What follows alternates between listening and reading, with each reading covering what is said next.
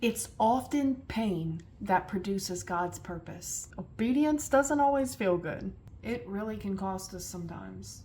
Well, it costs us almost all the time. What if the pain that you are experiencing right now is actually the path to your greatest growth? The truth is, obedience to God doesn't always feel good. Sometimes it costs us deeply. I'm telling you, it's often pain that produces God's purpose in our life. One of my favorite scenes in the whole Bible is the Garden of Gethsemane, where Jesus was praying. God showed him what was ahead. He knew what was coming. He knew he was going to die a brutal death, be beaten.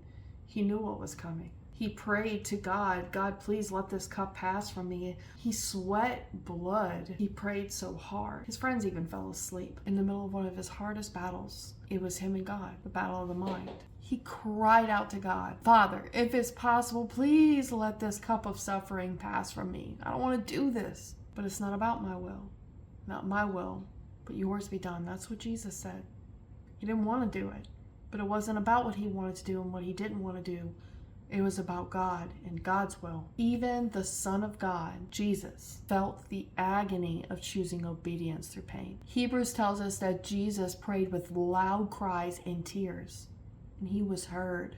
He was heard because of his deep reverence to God. That holy fear gave him strength to be able to do the thing that was right in front of him to do.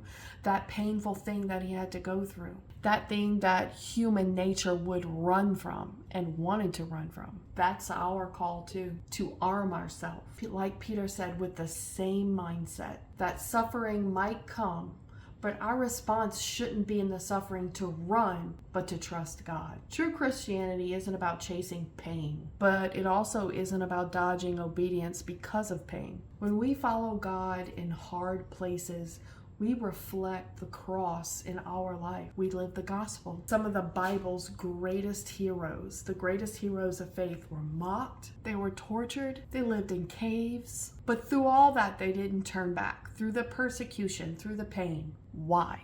They feared God more than they feared pain. Psalm 126, verses 5 through 6. Those who plant in tears will harvest in shouts of joy. That means even this pain, the pain you're going through right now while you're living out this Christian walk, that pain right there, that's producing something holy. Holy fear gives us the strength to obey, even when it hurts.